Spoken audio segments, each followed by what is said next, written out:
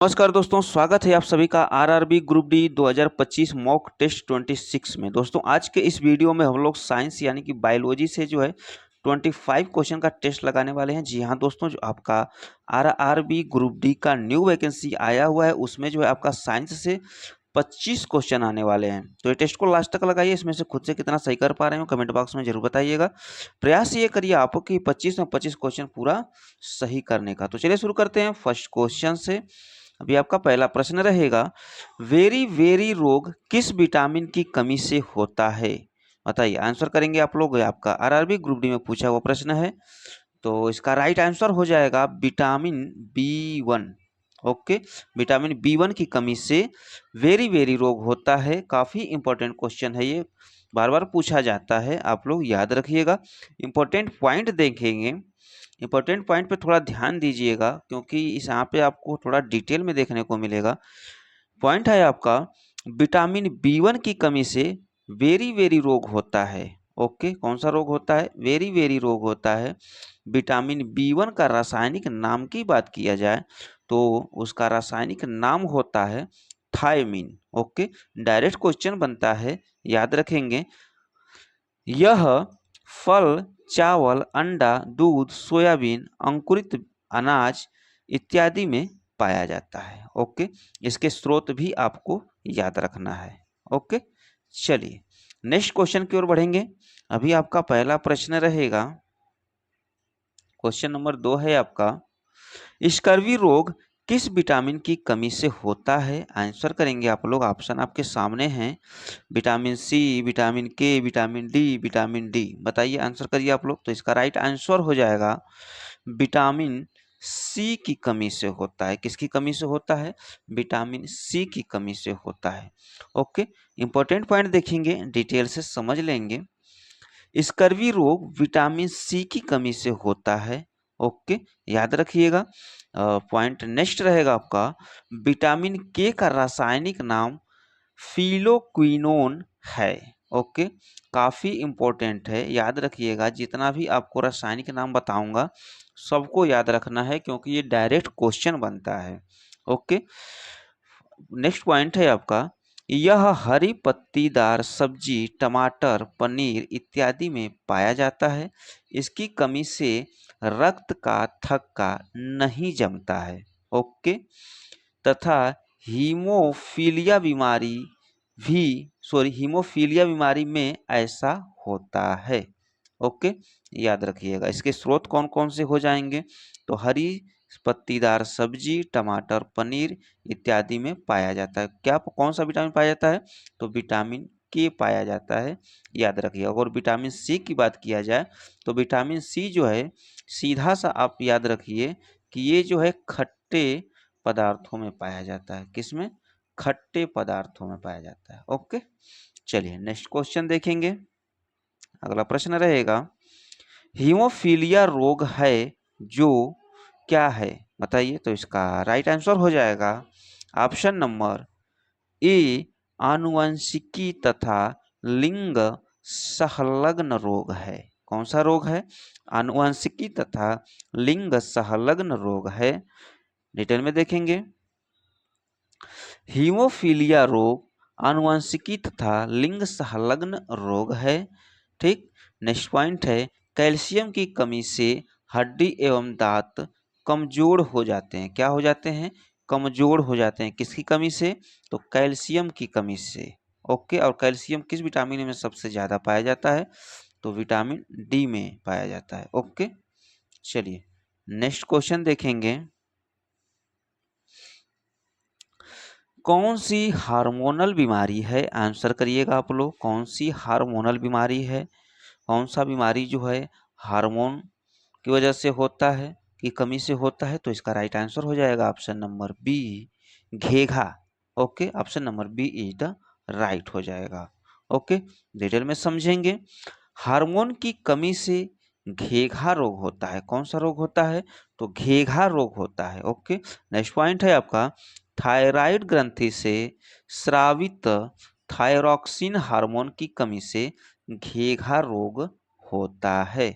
Okay, ये point आप लोग याद रखिएगा। ठीक, वेरी वेरी इंपॉर्टेंट है, डायरेक्ट क्वेश्चन बन जाएगा आपका। नेक्स्ट क्वेश्चन है आपका, क्वेश्चन नंबर 5 रहेगा, वायरस की सर्वप्रथम खोज किसने की थी? बताइए, वायरस की सर्वप्रथम सर्वप्रथम खोज किसने की थी? तो इसका राइट आंसर हो जाएगा option number C, D Ivanovsky. Okay, detail में देखेंगे, इंपॉर्टेंट पॉइंट रहेगा, वायरस की खोज सर्वप्रथम डी इवानोस्की ने की थी। ओके, वायरस में सजीव एवं निर्जीव के गुण पाए जाते हैं, याद रखिएगा, सजीव एवं निर्जीव दोनों गुण पाए जाते हैं, अतः इसे सजीव एवं निर्जीव के बीच की कड़ी कहते हैं। ओके, चलिए नेक्स्ट क्वेश्चन देखिएगा, ध्यान दीजिए। अगला प्रश्न रहेगा, जीवाणु की खोज किसने की थी? बताइए, जीवाणु की खोज किसने की थी? काफी इंपॉर्टेंट है। तो इसका राइट आंसर हो जाएगा एवी ल्यूवेनहॉक ने किया था। किसने किया था? एवी ल्यूवेनहॉक ने किया था। डिटेल में देखेंगे, जीवाणु की खोज एवी ल्यूवेनहॉक ने इन्हें किया था। इन्हें फादर ऑफ बैक्टीरियोलॉजी कहते हैं। ओके, क्या कहते हैं? फादर ऑफ बैक्टीरियोलॉजी कहते हैं। रॉबर्ट हुक की बात किया जाए तो रॉबर्ट हुक ने 1665 ईस्वी में कोशिका की खोज की थी। किसकी खोज की थी? कोशिका की खोज की थी। काफी बार पूछा जाता है, याद रखिएगा। ओके, कि सेल की खोज किसने किया था? तो रॉबर्ट हुक ने किया था। नेक्स्ट पॉइंट रहेगा, रॉबर्ट कोच टीबी की चिकित्सा की खोज किए थे। Okay, next point, Louis Pasteur hydrophobia की चिकित्सा की खोज किए थे। और नेक्स्ट पॉइंट है आपका, रेबीज बीमारी को हाइड्रोफोबिया कहते हैं। ओके, चलिए नेक्स्ट क्वेश्चन रहेगा आपका, जीवाणु को पादप मानते हैं क्योंकि क्योंकि ऑप्शन है आपके सामने, आंसर करना है आपको। तो इसका राइट आंसर हो जाएगा ऑप्शन नंबर ए, इनमें दृढ़ कोशिका भित्ति होती है। कौन सी कोशिका भित्ति होती है? तो दृढ़ कोशिका भित्ति होती है। नेक्स्ट क्वेश्चन, क्वेश्चन नंबर 8 रहेगा, वायरस को सजीव कहा जाता है क्योंकि, वायरस को सजीव कहा जाता है क्योंकि, क्यों कहा जाता है? कि क्योंकि यह संख्या में बढ़ सकते हैं। ऑप्शन नंबर बी हो जाएगा राइट। ओके, नेक्स्ट क्वेश्चन रहेगा आपका, बीसीजी का अर्थ है। बताइए, बीसीजी का अर्थ क्या है, यानी कि बीसीजी का पूरा नाम क्या है? तो इसका राइट आंसर हो जाएगा option number A, bacillus Calmette Guerin. Okay, option number A is the right. Important point देखेंगे, बीसीजी का अर्थ है बैसिलस कैलमिटी ग्योरिन है बीसीजी का टीका क्षय रोग यानी कि टीवी या ट्यूबरक्यूलोसिस रोग में दिया जाता है। ओके, नेक्स्ट पॉइंट देखिएगा, सॉरी नेक्स्ट क्वेश्चन, एक वस्तु पर बल लगाने के बावजूद भी किया गया कार्य शून्य होगा यदि उसका विस्थापन कितना होना चाहिए? अगर उसका विस्थापन जो है 0 रहेगा तो उसके द्वारा किया गया कार्य जो है शून्य होगा। जैसे कि W बराबर F गुणे डी। ओके, ये फार्मूले पे अगर आप रखेंगे तो अगर किसी वस्तु पर बल लगाएंगे, मान जाइए कि बल लगा दिया 1 न्यूटन और विस्थापन कितना हुआ 0, तो इसका कार्य भी कितना हो जाएगा? 0। इसमें गुणा करेंगे तो 0 हो जाएगा। ये क्वेश्चन जो है फिजिक्स का क्वेश्चन है इसमें। चलिए नेक्स्ट क्वेश्चन देखेंगे, जीवाणुओं को की रोम जैसी संरचना को कहा जाता है। जीवाणुओं की रोम जैसी संरचना को क्या कहते हैं? तो इसका राइट आंसर हो जाएगा ऑप्शन नंबर बी, फ्लैजिला कहते हैं। क्या कहते हैं? फ्लैजिला कहते हैं। नेक्स्ट क्वेश्चन रहेगा, पीलिया का कारण है, पीलिया का कारण है, क्या कारण है? तो पीलिया का कारण जो है वायरस है। Option number B is the right. Important point देखिएगा, पीलिया वायरस से उत्पन्न होता है। उत्पन्न रोग है। यह गंदा पानी पीने से होता है। कौन सा पानी पीने से? तो गंदा पानी पीने से होता है। इस रोग में लीवर संक्रमित हो जाता है, ओके, तथा कार्य करना बंद कर देता है। ये क्वेश्चन बनता है, याद रखिएगा कि लीवर बीमारी से होने वाला संक्रमित अंग कौन सा है, तो आपको आंसर करना है लीवर। ओके, चलिए नेक्स्ट क्वेश्चन। अगला प्रश्न रहेगा, एंटीजन है। एंटीजन क्या है? तो एंटीजन एक प्रोटीन है, क्योंकि एंटीजन प्रोटीन के ही बने होते हैं। Okay, next question, blood bank किसे कहते हैं? वेरी वेरी इंपॉर्टेंट क्वेश्चन है। ब्लड बैंक किसे कहते हैं? आंसर करेंगे आप लोग।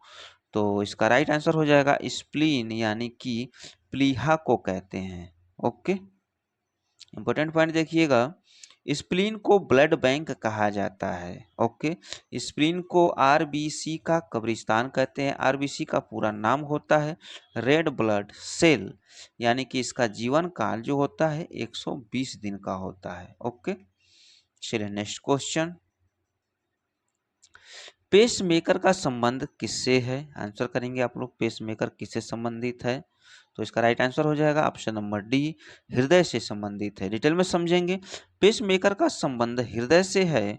यह हृदय के धड़कन को नियमित करता है। याद रखिएगा, पेसमेकर का अगर कहीं भी ऑप्शन आता है तो पेसमेकर सीधा आप आंसर लगाना है हृदय से।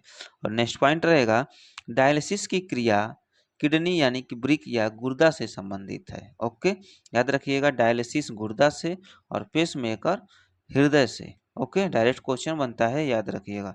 नेक्स्ट क्वेश्चन रहेगा आपका, एंटीबॉडी मुख्यतः एक पदार्थ है।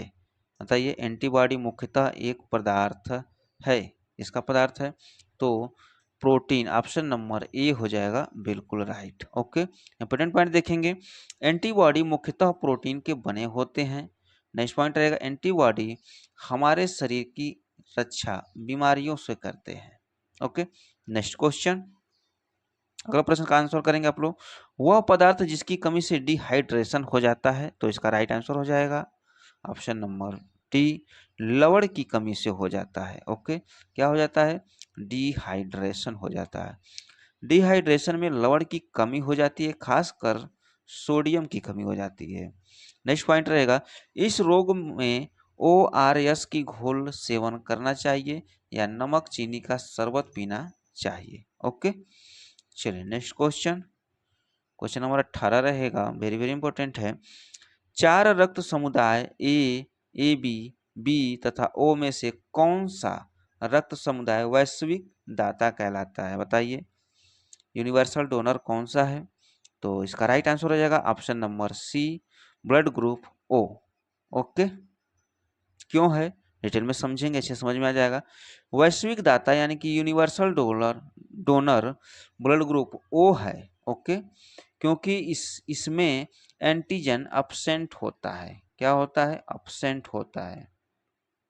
नेक्स्ट क्वेश्चन, सर्वग्राहक रक्तदाता, सर्वग्राहक रक्तदाता का रक्त ग्रुप होता है।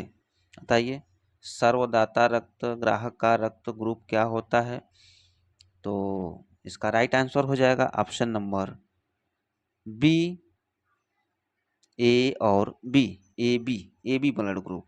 सर्वग्राहक रक्त समूह universal acceptor blood group A B को बोला जाता है, क्योंकि इसमें एंटीबॉडी अपसेंट होता है। ओके, ये हो गया आपका सर्वग्राही रक्त समूह, ग्राही रक्त समूह, और ओ हो गया आपका सर्वदाता। ओके, ये आप लोग याद रखिएगा। नेक्स्ट क्वेश्चन रहेगा आपका, एक ए बी ग्रुप वाला व्यक्ति खून दे सकता है, किसको दे सकता है? तो केवल ए बी को दे सकता है। किसको दे सकता है? केवल ए बी ब्लड ग्रुप वाले को ही दे सकता है। लेकिन जब लेने की बात आएगी तो ये जो है चारों ब्लड ग्रुप में से किसी से भी ये ब्लड ले सकता है। ओके, नेक्स्ट क्वेश्चन, मानव शरीर से रक्त में से शुद्ध अशुद्धियों को छानकर अलग करता है, कौन सा अंग अलग करता है? तो इसका राइट आंसर हो जाएगा ऑप्शन नंबर सी, गुर्दा अलग करता है। ओके, फिल्टर का काम करता है गुर्दा। ठीक, नेक्स्ट क्वेश्चन, शरीर में हीमोग्लोबिन का कार्य है, बताइए हीमोग्लोबिन का क्या कार्य होता है बॉडी में। तो इसका राइट आंसर हो जाएगा ऑक्सीजन का परिवहन करना। ओके, नेक्स्ट क्वेश्चन, लाल रुधिर कणिका यानी कि आरबीसी डैश में बनती है, कहाँ पे बनती है, तो अस्थि मज्जा में बनती है। और मृत्यु कहाँ पे होती है, तो स्प्लीन में होती है, यानी कि प्लीहा में होती है। कितने दिनों के बाद, तो 120 दिनों के बाद। ओके, क्वेश्चन नंबर 23 रहेगा, मानव शरीर के भीतर खून निम्न की उपस्थिति के कारण नहीं जमता है, किसकी उपस्थिति के कारण नहीं जमता है, तो heparin. Okay, option number B हो जाएगा राइट। मानव शरीर के भीतर खून हिपैरिन की उपस्थिति के कारण नहीं जमता है। हिपैरिन का निर्माण की बात किया जाए तो इसका निर्माण जो है लीवर यानी कि यकृत में होता है। नेक्स्ट पॉइंट रहेगा काफी इंपॉर्टेंट, फाइब्रिनोजेन का निर्माण यकृत में होता है या रक्त को थक्का बनाने में सहायक होता है। ओके, याद रखिएगा। नेक्स्ट क्वेश्चन, क्वेश्चन नंबर 24 रहेगा, रक्त को जमाने में कौन सा प्रोटीन उपयोग में आता है, तो अभी मैं आपको बताया fibrinogen. Okay, protein. Next question, question number 25 रहेगा, एक वयस्क मनुष्य में रक्त की औसत मात्रा कितनी होती है, तो इसका राइट आंसर हो जाएगा ऑप्शन नंबर सी, 5 से 6 लीटर होती है। ओके, यानी कि एक तरह से आप ये निकाल सकते हैं कि मानव शरीर का पूरा वजन का 7% निकाल देंगे तो लगभग में उसके शरीर का कितना ब्लड है वो निकल जाएगा। ओके, चलिए इस वीडियो में बस इतना ही, मिलते हैं नेक्स्ट वीडियो में, तब तक के लिए जय हिंद